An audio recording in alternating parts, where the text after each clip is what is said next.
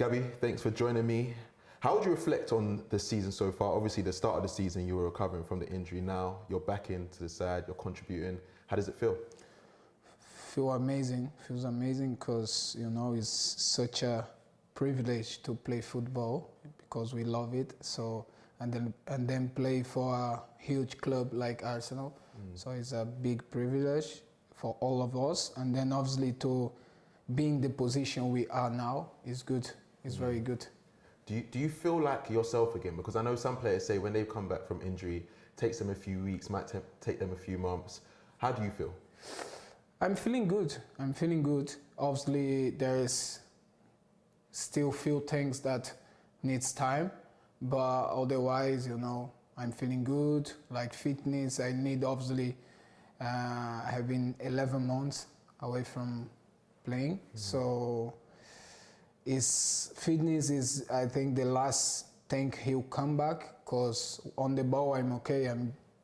I think who watch it could see that I'm getting better. Each game I play, I'm getting better. So yeah, I'm happy, everything is going in a good way. I love that. And I know setbacks are obviously a part of football. And you mentioned openly after the game a few weeks ago about your religion and how the faith helped you come back to football. How important has that been? And also the team and the Christians in the team, how important has that camaraderie been for you to get back to yourself? Well, I think first is affect your life, your own life out of football, That's, for me, is the important thing about this because me, I'm the type of person that I want to talk what I live. If I'm not living that, it's better to don't talk, I don't want to be like the ones like talk and then live another life. So that's good for me. It was good for me, because 3 years ago I accepted Jesus. And then from there I start to learn, I start to read the Bible every day. And then obviously with the people in the church I go in here. And then I decided to get baptized. Baptized, and then I did, and then obviously now I'm living that, and then obviously I'm living for Jesus, and then to see in the team there are a lot of players that is the same, have the same belief like you, talk the things that we want to talk, how Jesus will, love us, how God is with us.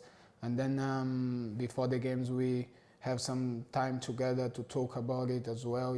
I think it's helping every single one because we are brothers. And then when someone is not like happy, is not really there, if you say a word, maybe he can come back and then be stronger again. So that is amazing to have in the team. I love that, and congratulations on the baptism as you. well. How was the feeling of that first goal that you got coming back from your injury? I know the fans were so excited for you, your teammates seemed so happy as well. I think reflects what I am as a person, like obviously I play a lot around with the boys, but I think I'm a good guy, I always want to work, I'm honest guy, and then I sometimes, obviously everyone have your own like frustration and something like that, but I always try to be me all the time. And then I think everyone can see that everyone was happy. And then me personally, obviously, after 11 months out, and then the biggest time I have been without playing football in my life, so was really tough. But at the same time, was a time to reflect on my life, to get more close to Jesus. So obviously it was difficult without football, but if it's not Jesus there, probably he'll be not like this is strong in my head. And how would you say that the squad has developed since you've joined the team? Obviously you was here when Arteta first came in as well. You was one of his first signings, and I'm seeing a few players mention the development in terms of the mentality, how strong you are as well, but how do you see it from your perspective? I think is quite the same way everyone could see. Obviously, from inside is different, but when I signed for Arsenal, was the belief was there, but I think I could see like the change of being like fighting for get the Champions League, and then after one season fighting for the title, and then after that season obviously we could, win it, but at the end only one team win, and then but just first season to fight, and then the guys could see like wow, we can really go for it, and then unfortunately last 3 seasons we went in second, we finished in second, and then we didn't win. So, but just to come back from like fighting for one thing, and then after you improve more, and then you're fighting for the title, I think is a positive thing. But obviously, we want to achieve. We want to every single trophy we compete, we want to achieve. But obviously, the reality in football is different. Like I say, only one team win, and then today we are in the good position, but it's still a lot of to play. It's a Premier League. I know that it's tough. The seasons I spent at City, I have lived some difficult moments as well, and then the moments that we was winning, and then after losing, and then after win. So it's a Premier League. Everything can happen, but I think we are in the good way. Good way. And what areas of your game do you think Mikel has developed the most since you've been under him? You mean in the team? No, as you as an individual. Well, I think composure with the ball, like Pep as well, he helped me a lot, and then with Mikel here, he helped me as well. And then the time I spent there with Mikel, he was always with me, like doing like some work. So yeah, he knows me a lot. He knows me my frustration when I'm like not really happy with my game or something, happens in the game. And then obviously he's a guy, I think we share the same like few characteristics. Is his pure love, like he want like to win, he want to fight for it, his aggression. So I'm like that as well. I want to win, so yeah. There's now a few forwards at Arsenal, you just recently signed Gyökeres, you've got Kai Havertz coming back from injury, yourself. How do you find the competition from within? Because obviously we know that the camaraderie at Arsenal is very good, and the competition is really high, but how do you see it from your perspective? Well, in all my career I have lived with competition, in Brazil national team with top players, at City with top players, and here is not different, so that's good. I think this gives energy for the team. This is great for the team, and then obviously everyone can help, like what is going on now, everyone coming back fit, and then everyone is there to help, I completely understand my moment, my role at the moment, so I'm here to help, I want to play football obviously, but more than that, I want to help the team. Do you think there's more pressure on you because you've been the forward that has been there before Kai came in and before Gyökeres came in? You've also got more experience, like you mentioned before, you've won trophies. So is that a different type of role, a different type of pressure? Well, I don't really think about that, I think to have pressure to play football, you always you have pressure when you play for such a big club like Arsenal. So the pressure will be there. And in my life, I say thank you to God, because I have been the clubs that always fighting for the title. So the pressure is there, but obviously it's an opportunity as well, And then if I play for these clubs that fight for the titles, and then if I'm still here, it's because I deserve. So I'm here to help, to try to help with, I don't know, to score, assist, run, fight, because at the end of the season, everyone can win. How important is that type of experience for a side like Arsenal? Like you mentioned, You know, you was at Manchester City, always challenging for titles. Now at Arsenal, since you joined Arsenal, always challenging for titles as well. Is that experience so crucial for a side that wants to get over the line and wants to keep on pushing?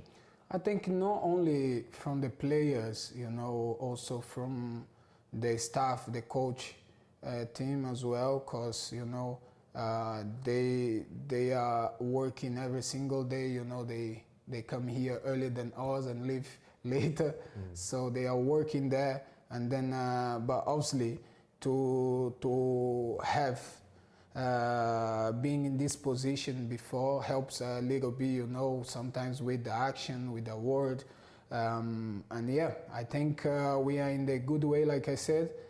We are doing our game, we are winning games, and that's it. We just have to try to maintain this till at the end of the season, but still a lot of to play. Yeah, and this next fixture against Chelsea, London derby, Carabao Cup semi-final, you've been in this position many times. What would you say is the most important thing for Arsenal's mentality to be going into this game, knowing what it can do for a side like Arsenal? Well, obviously we have our plan, like they have their plan, but at the end, you know, when you play a football match, is not all in the book, you know. You cannot go to the book and say, oh, how can I win this game? Obviously, you can prepare yourself to win, but sometimes you need a magic moment. Sometimes you need to win a duel and then regain the ball and attack and obviously score goals, but and don't concede. But football match is different, you know. Like the reality is different. You go there thinking about the plan, but sometimes you can do something that is out of the book, and then you can win the game. So that's a football match. And then when you face an opponent that is big, is strong as well, so it's difficult. It's even difficult. So it's going to be a tough game for them and for us as well. Do you think it's viewed differently now because obviously it's the first competition you can win? Like you mentioned, when Man City were in for it before, they won that competition, then they were able to win, you know, Premier Leagues. Does that make this so much bigger for Arsenal, knowing what it can do for the team and the mentality it can breed? Well, it's a competition. It's a trophy. We want to win everything. Even if we play friendly game, we want to win. So that's the mentality, you know. Once you win something, you feel the flavor of winning, and then you touch the trophy, and then you want more, you know. Obviously everything changed, so that's important to win, and then obviously we want to win. Big game, obviously 2 legs, so how important would it be for you to get a lead going into the game against them at the Emirates? Well, we have to manage the game. Obviously we go there to try to win because we are Arsenal. And then we know the opponent we are facing. You know, they are strong. They have quality players as well. A new manager, so everything is different.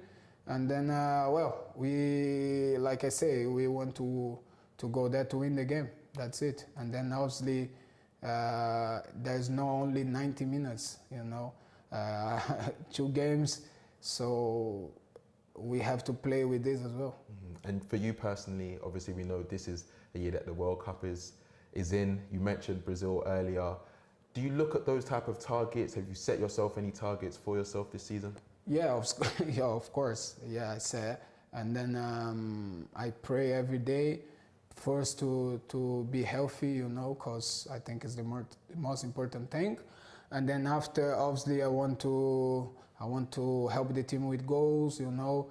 And then I know that I come back just 1 month ago, and then I'm in a brilliant place because I have played few games. I have start 2 games and then play all the rest since I come back. So this is good to get minutes, you know. And then I think what they are doing at the moment with me is great for me, for my knee, you know, for my whole body. Because it's such a big injury, and then you see around the road the players who had this, who have these injuries, and normally have a lot of setbacks, and then even worst injuries, you know, muscle injuries, and then with me it's different. I'm not having this, so I want to keep this. But obviously, main target is to be healthy and then win trophies. Amazing, Gabby. Thank you so much for joining me. Good luck Thank for the you. rest. Jesus is back and available and fit, and with Kai Havertz also returning, Mikel Arteta has 4 potential strikers to choose from, but which one is the best option? All of them offer different things. We compared them here when they have started up front in the Premier League, and yes, we have included Mikel Merino. Now, as before, if you've got green in your column, that's good. You rank top out of the 4. If there's red in your column, that's not so good. You're going to rank bottom out of the 4 of these players who've played up front. Now, Mikel Merino on the end there, he edges it in terms of goals per 90, but actually it's fairly negligible between him, Jesus, and Kai Havertz as well. Jesus is the one that actually has lots of shots per game, but he's actually got a fairly low conversion rate there at just 13.6%. He does like to get involved in the game, though. Lots of touches, 50.8 per game, significantly higher than the other 3. But it's fair to say, if we take a look at Viktor Gyökeres's column, there is red there, and actually he ranks bottom out of the 4 in 3 out of our 5 metrics. He is lowest for touches and also aerials 1.